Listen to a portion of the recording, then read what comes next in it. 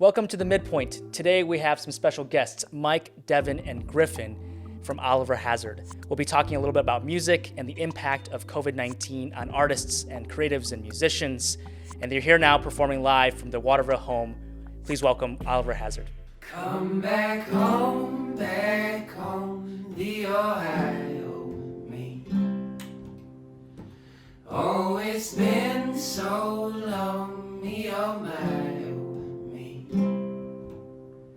So take me back.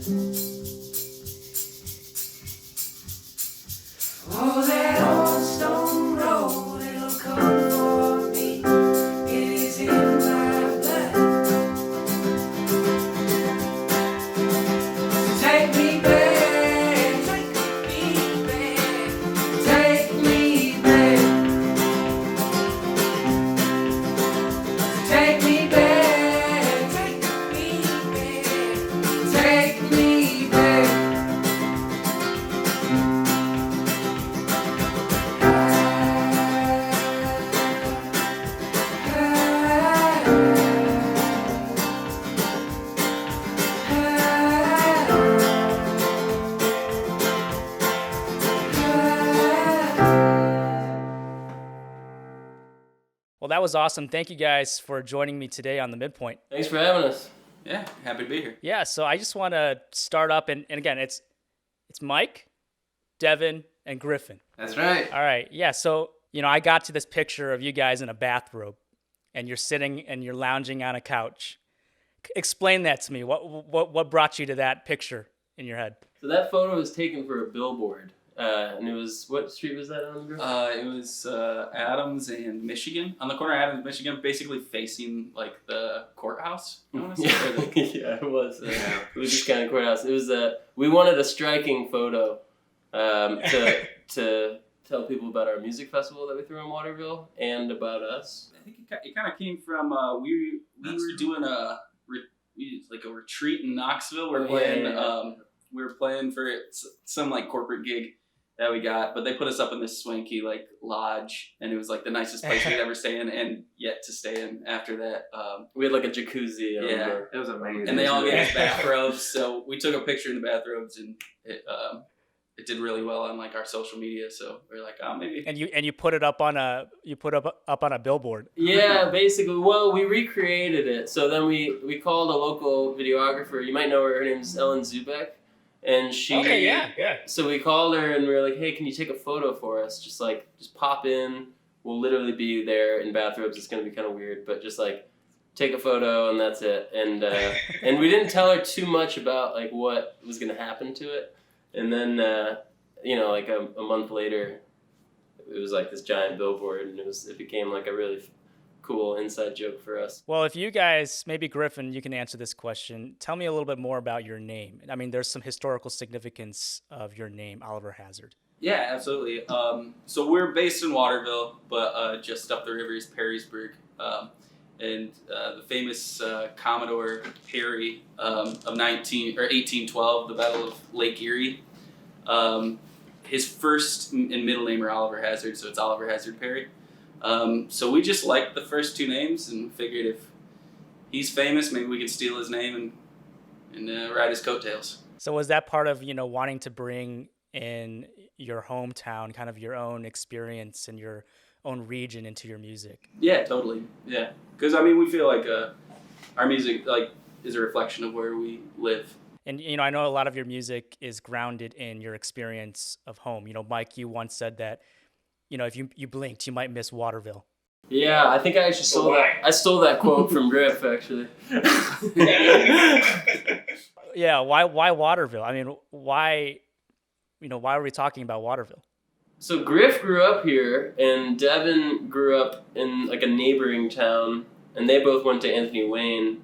And after high school and college, they both somehow settled into this house that we're in right now. It's called the address is 34 North River. That's actually the album title of our debut album. Yeah.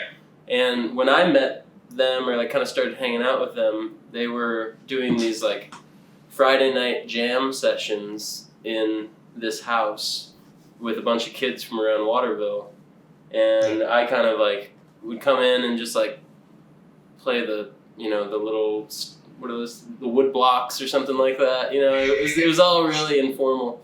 And then maybe a couple months later, that's when we founded the band. Kind of went on a random whim and recorded some songs. So Mike, you yourself, you kind of came home from San Francisco.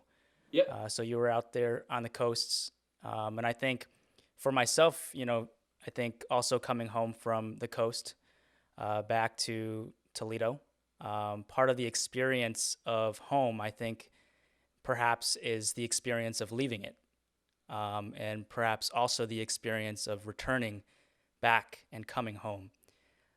In the song that you guys just played, you say there is an Ohio me. Can you talk more about, what is that Ohio me? What is that identity, in your music? Yeah, I think so there came a point, so we wrote the first album, and there came a point where we just started sending voice memos back and forth to each other, because after that first album was written, we were still living apart, and we just decided to start sending voice memos back and forth.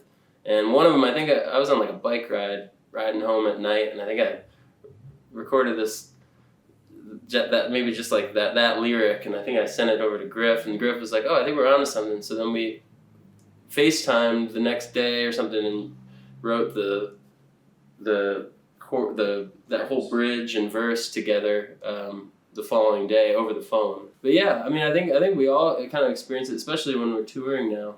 It's that the identity of going out and driving around the country and telling everyone that we're from a small town in Ohio, and almost branding it as a cool place to be is becoming a really interesting phenomenon. There's people who come from all over the country now to Waterville, Ohio for our music festival, and we get all these messages being I can't wait to come to Waterville someday. As if it's this place that's really cool. Silver Town. Yeah. There's one restaurant, there's one bar, there's a lot of antique stores. But yeah, that identity is definitely, it's special. It's ingrained in the music, and it percolates outward, which is really cool. And every article we've ever had written on us mentions Waterville, which is really, it's pretty remarkable. I think there's certainly something, remarkable about looking at something that perhaps doesn't change outwardly.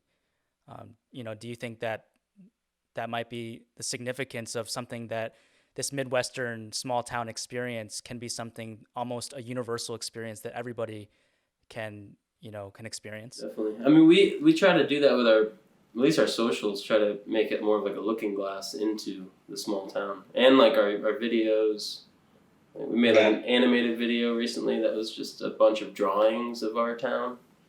And for a while that was a curse, right? Like, what do they call it when you build a highway past a town and it doesn't change? Yeah, It's like a death by highway. Death by highway. So that was like the whole thing that everyone was losing their mind about here because Waterville was kind of like an up and coming place at one point before, in like an up and coming village almost, and then they built this new highway that passed it, and it just started getting forgotten almost.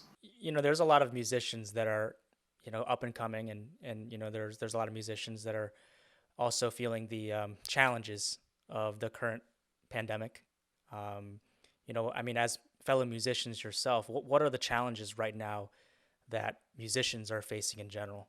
Well, I think the big thing is income. It might have always been this way with bad record deals, but income is primarily for musicians in the touring realm. You know, that's just where everyone makes their money. So unfortunately, that's, you know, because that's shut down, it's like put a huge halt on the economy for musicians. You know, you can still make money from streaming these days, but it's just not enough to support a livelihood unless you're, you know, Bruno Mars or like a pretty big artist. So I'd say that's like one of the challenges is just the lack of, you know, being able to tour. I mean, in our case, it's different. We get to see each other, but like a lot of bands, I'm sure don't live maybe together or in the same like area. And if there's remote, you know, musicians who are only getting together for touring, it's hard to get together for a live stream during a stay-at-home order, you know. So we know a band that lives up in Michigan. They're like a national touring act, and they live apart, so they're not even able to do live streams in this time. So You guys mentioned live streams, you know, and I've seen that you guys have kind of adopted some of that for yourself, and I've seen that pop up for a lot of local musicians here in town. Do you think that is kind of what, you know, the route that a lot of these musicians are taking to kind of innovate and still bring their music into, you know, people's experiences right now? Yeah, it's about the only thing you can do to kind of keep your name out there. You know, it's unfortunate. That's the only. I mean, really, it's the only thing you can do. But you know, you just got to embrace it, and you know, something good comes out of something if you look at it right, I guess. But yeah, it's unfortunate times. But hopefully I'm not sure what the rules are going to be, but I'm just hoping for the best. What do you think the role of music during this time? You know, I think specifically, you know, as, you know, smaller musicians, I think they all play a role during a pandemic. What do you think the role of music in general should be in a time of crisis? There's going to be a lot of COVID-19 songs come out, like war protest songs maybe. yeah. No, I mean, I think music is healing, so any way you can ingest it is good.